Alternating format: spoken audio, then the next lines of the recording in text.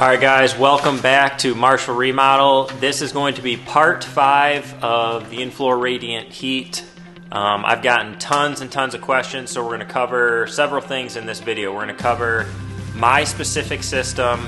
I'm going to go through each individual part of the system, how it works, how I have it set up. Maybe that'll help somebody who's building a similar building or is going to have a similar system. I'm going to talk about all the questions that we've gotten. I'm going to try to answer all those. We're going to cover where I got all of my supplies from, and there's even a little bonus with that in there. And the last thing is we are going to do a complete cost breakdown of what I have into this in-floor radiant heat system, and I'll break it down all the way to a square foot cost so that you have a good idea specifically for your build how much it's going to cost. So let's go ahead and jump into it. Alright guys, so we're going to get started, and we'll just start right here at the boiler. And keep in mind that depending on what you have access to as far as gas, whether it's natural gas or LP or electric, in my case this system is ran off of LP fuel. So it's gas and it's LP.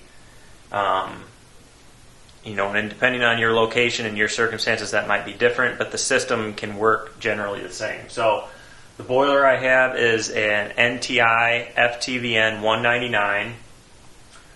It's a smart boiler, so it has Wi-Fi capabilities, so you can run it off of your smartphone. I know that was a question. But anyway, my system is also a closed loop system. So this is not hooked up heating my potable water. This is only for my radiant heat. Really the reason I chose that is because in my mind I wanted two separate systems. I wanted a boiler just for my radiant heat, and then if you look over here, I got this ladder in the way, I have a on-demand tankless water heater that heats all my water for my house. My reasoning for that is I just didn't want them put together. I wanted them separate. So this boiler actually has the capability of doing both. It's actually got a hookup right here. If you wanted to heat your potable water off of it, you can. I just have it capped off. And you can program with these NTI boilers and other smart boilers, you can program it however you want. So the way my system works is designed with a primary loop and a secondary loop. So my main pump is actually housed in the boiler. So the supply comes out here, comes up, goes through this fill and purge tee. So this is your main fill and purge for when you're initially filling it. I got a temperature pressure gauge. The flow continues up to an air water separator, and that's just what it is. It takes any air that's created in the system or that's still in the system, and it removes it, because obviously air is not good for your boiler. So what this does is it takes the air out and it vents it off. Then the flow continues around the primary loop, and you get to your primary secondary T. This is your primary loop. So basically, in theory, the pump can run on your boiler and it can be pumping fluid around this primary loop, and nothing is flowing through here. But this is your secondary loop. So if one of these pumps kicks on, it's going to pull water off that primary loop, and it's going to run it through Zone 1, Zone 2, Zone 3, or Zone 4, depending on which one is running. We'll finish up this section here. So you got boiler in your primary loop. Here you have, at the bottom of your air water separator, you have a pipe that goes down, comes up, and goes to an expansion tank.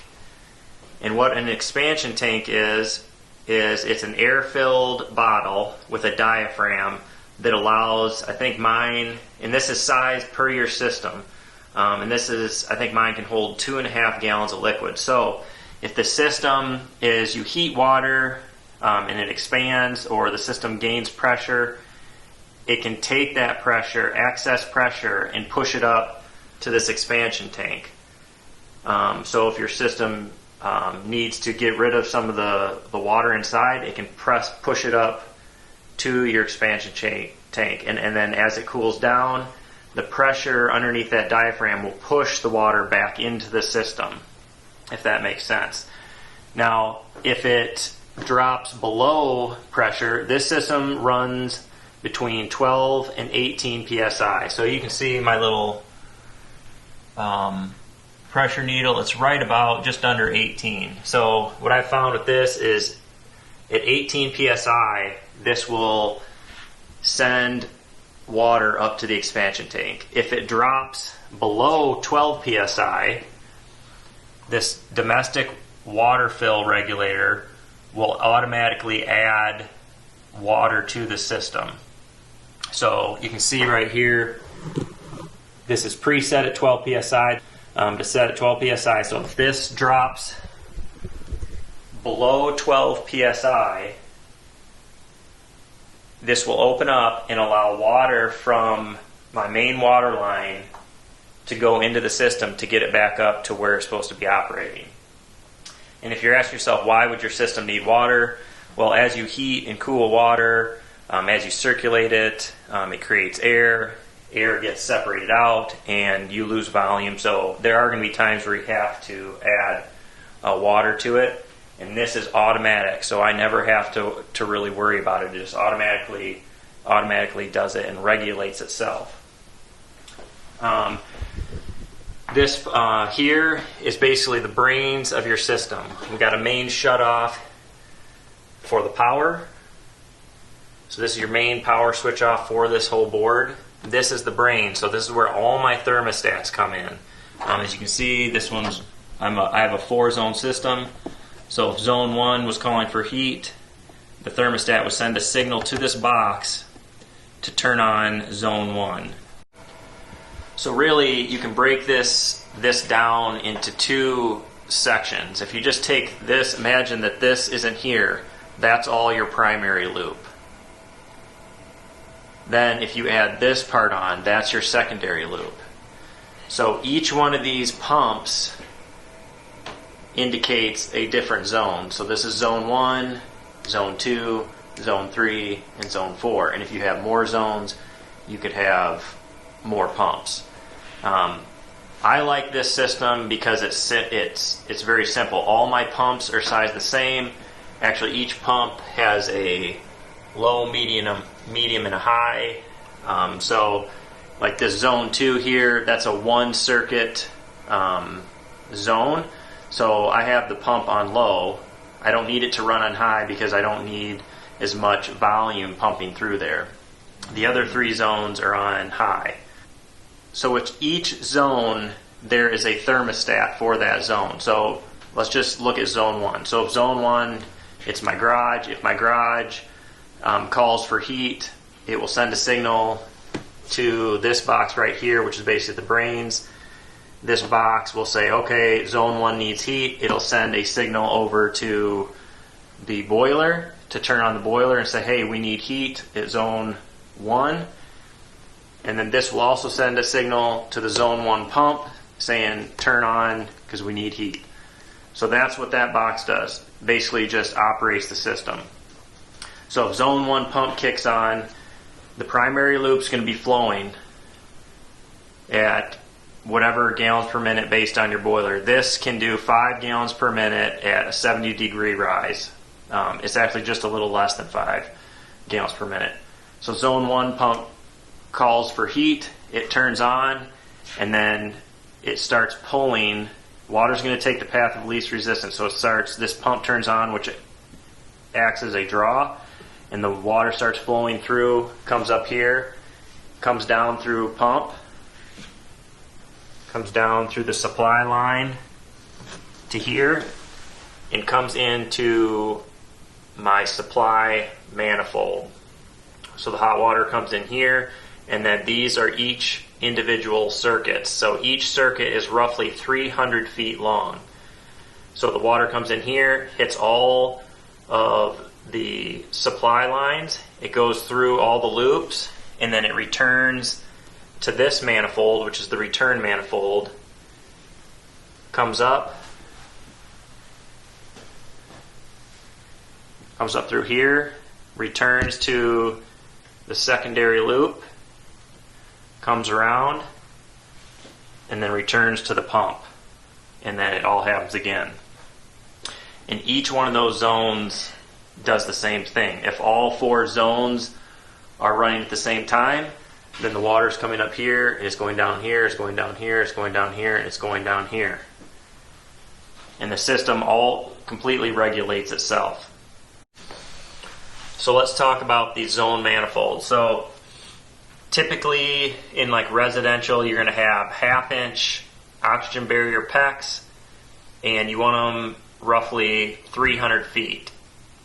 They say if you're within 20%, I think it's 10% of 300 feet, you don't need flow meters. However, say loop or circuit 1 here is 300 feet and circuit 2 is only 250 feet. If we don't have any way to balance those lines, the same amount of pressure is coming in here, so the same amount of water is going to flow through here, but it's going to have to travel less of a distance in the 250 feet versus the 300. So this line, wherever that's running the concrete, is going to get hotter because you're not going to have as much heat loss. So the reason you have flow meters and balancers is so you can control and equalize the flow rate in each circuit, which provides consistent and equal heat. So by doing that, you can see right here, this isn't running, but I can balance these out so they're all running 1 gallon a minute or 1 1/4 gallon a minute or whatever the case may be. That way you're getting equal heat in all of your floor. So these up here are your flow meters. That's just basically a way to balance it out. And then these are your balancers. So this is where you actually control the flow. Hopefully that makes sense. I would recommend always having these on your manifolds if you have more than one circuit and they're not the same, exactly the same length. On all my manifolds, I have return temperature gauges and supply temperature gauges. Another great thing about these manifolds is these flow meters and balancers allow you to isolate a circuit. So say you had a problem with circuit 1, you can shut this and you can shut this, and then the rest of that zone can be running, and you can do whatever you need to do to this. Obviously, if you have a leak and it's under the concrete, you're kind of out of luck, but you could just isolate that one, keep it shut off, and you don't have to worry about it. But I don't anticipate any problems like that. But when you're filling these systems, those come in very handy to be able to shut and isolate each one of these, as I showed in part 4. All right, guys, so now that we've went through kind of how my system works, hopefully, that's a real basic synopsis of how it works. Hopefully that gives somebody a little bit better understanding.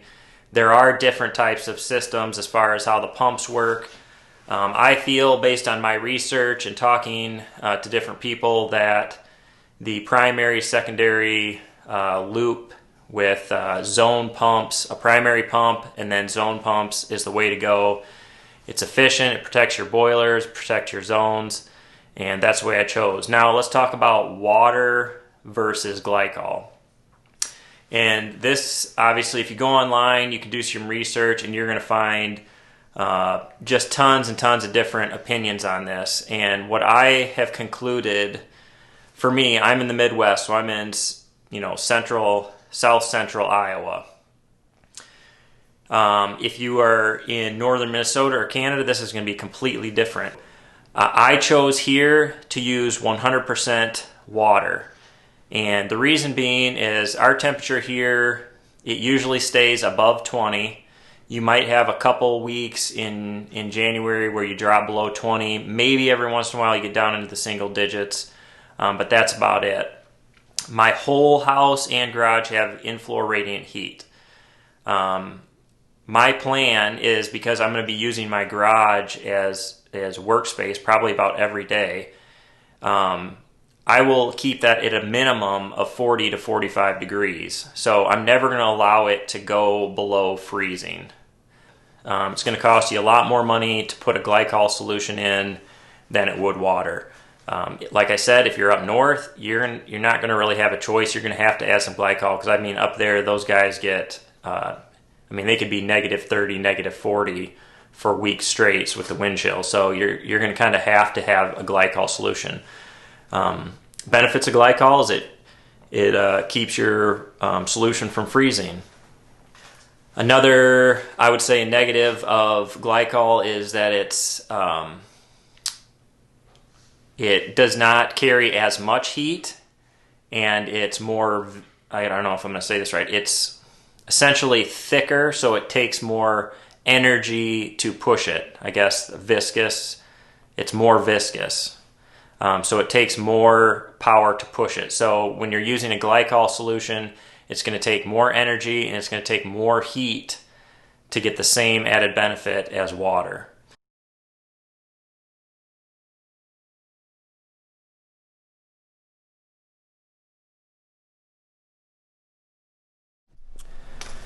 All right, so another question I got a lot of, guys, was the cost of this whole entire system. So I'm going to go through that right now and just kind of break it down for you, get it into a square footage price. The vapor barrier, 2-inch polystyrene, and all of the oxygen barrier PEX underneath the slab, that cost $5,000. That's including all my staples. That's including, I even bought a PEX stapler because I've done it different ways before with like the wire mesh, and the staples are definitely the way to go. And that was $5,000. I have roughly 4,500 square feet. The control board, so everything on that black piece of plywood in there with all my controls, my expansion tank, that was $5,185 to my house. And then my boiler, all my manifolds, all the fittings, $4,142, and then I had roughly probably another $200 or $300 in like vent piping, wiring, etc. So my total cost for this whole entire system was $14,600, and if you break that down per square feet, that's $3.24 a square foot. And if you look at that and say, man, that's a lot of money. It is a lot of money, but in this type of build, if you have a concrete floor, and this is just my opinion, I'd never tell anybody that you should or shouldn't do something. I feel like that should be your choice. But from my experience, if you have a residence, whether it's a post frame or if it's a slab home, if you have a concrete floor and you live in a climate where it's going to be get cold, you're going to want this radiant heat. It's pretty amazing. We've been up and running for about 2.5 weeks now. We're staying here in our garage, and it is extremely efficient. The pump never kicks on really during the day. It might kick on once at night, and it just holds the temperature really nice, and so far it's been a great feel. I can't tell you how much fuel I'm using at this point because it's only been 2.5 weeks, but it seems to be very efficient. And as far as the house goes, after this winter, I'll do an update video and tell you how it's fared, but I think it's going to be amazing. And a lot of that also depends on your structure and your heat loss. I have R35 walls and R60 in the ceilings, and this place is the whole house is wrapped. It's got spray foam, so it's very efficient.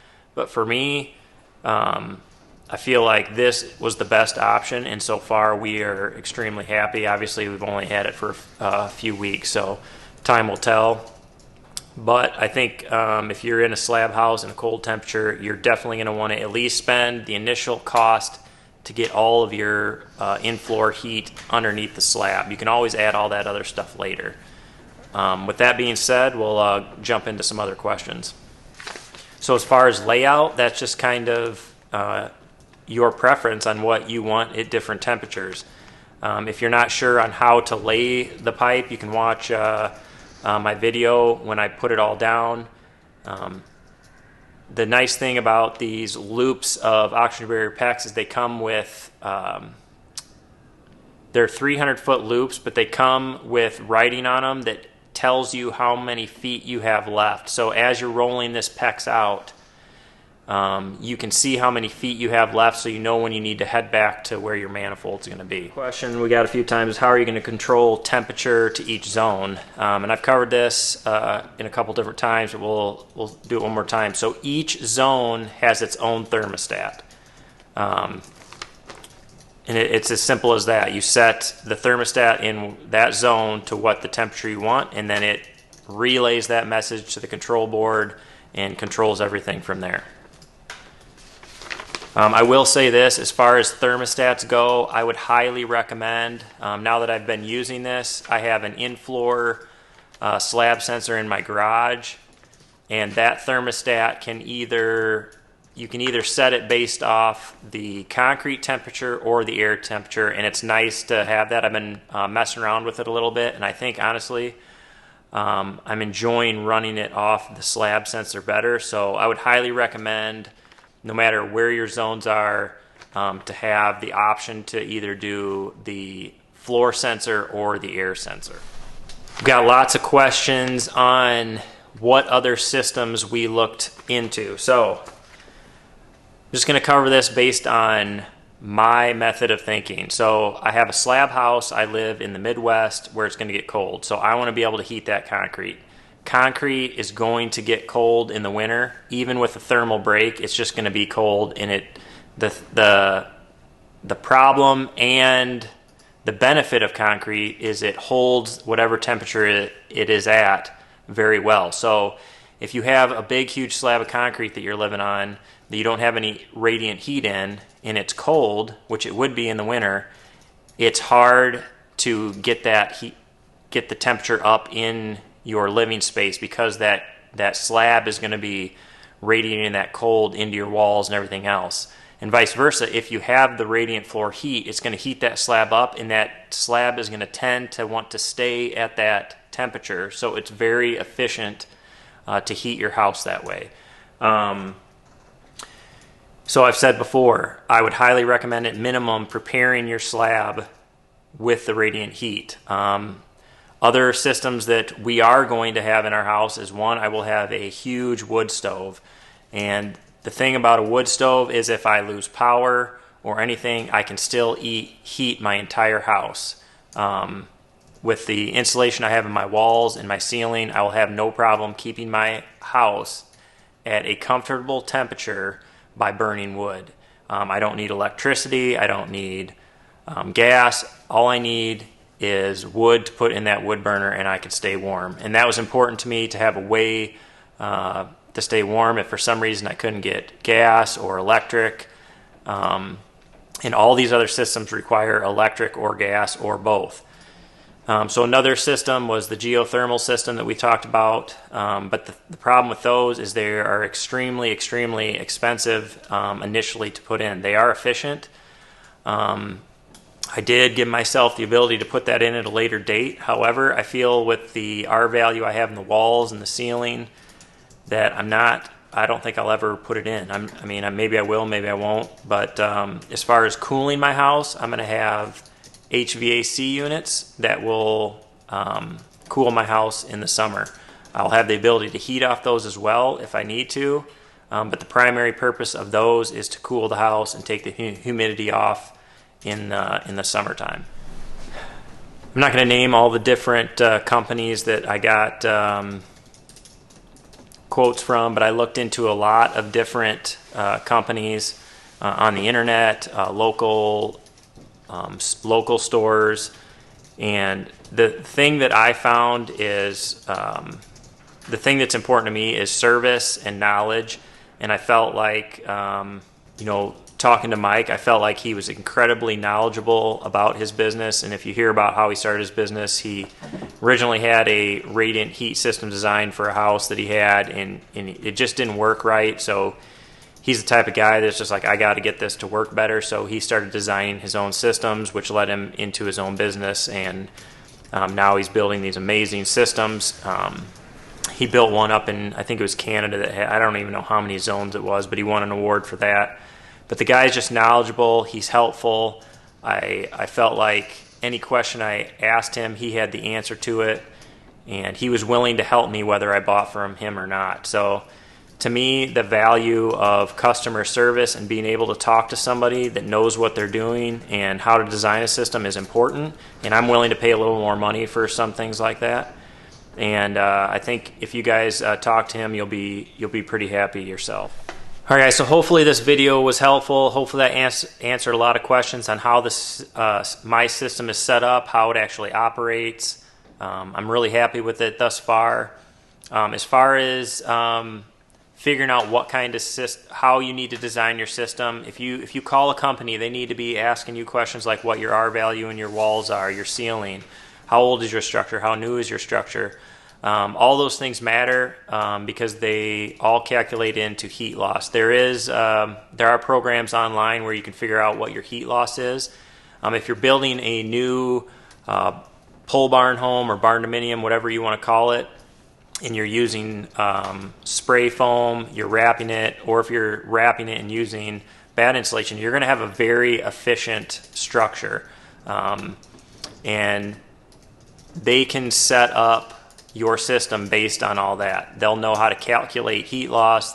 Basically, you want to figure at minimum a 25 BTUs per square foot of heating capacity for your boiler. So that's kind of your entry level calculation is just figure you're going to need 25 BTUs per square foot that you're heating, and then you add your heat calculations into that. When I was talking to Mike, I was telling him about my insulation, my house wrap, my ceiling insulation, my floors and all that, and he said that this is going to be really, really efficient. And I'm going to be really happy with it. Another great thing about Mike is that he designs the system for pole barns and pole barn homes. He actually works with a specific builder down in southern Missouri and does a lot of these systems specifically for post frame homes, which adds to his knowledge and experience with this. So if you guys are interested in this, don't be afraid to give Mike Curry a call. I'll leave all his information in the description. I'll put it across the screen right now, but I'll leave it in the description. And don't forget to mention that Marshall Remodel sent you there. He will give you a 5% discount, and as well, he can hook you up with the boiler you need, the manifolds and all that at his cost. He's willing to do that. Like I said, he's not the cheapest guy. However, I think you'll be very happy with the system you get and the efficiency and his knowledge and his ability to answer all your questions. So if you guys have any other questions that I missed, just put them in the comments and I'll try to answer those individually. Thanks for watching, and we will catch you on the next video.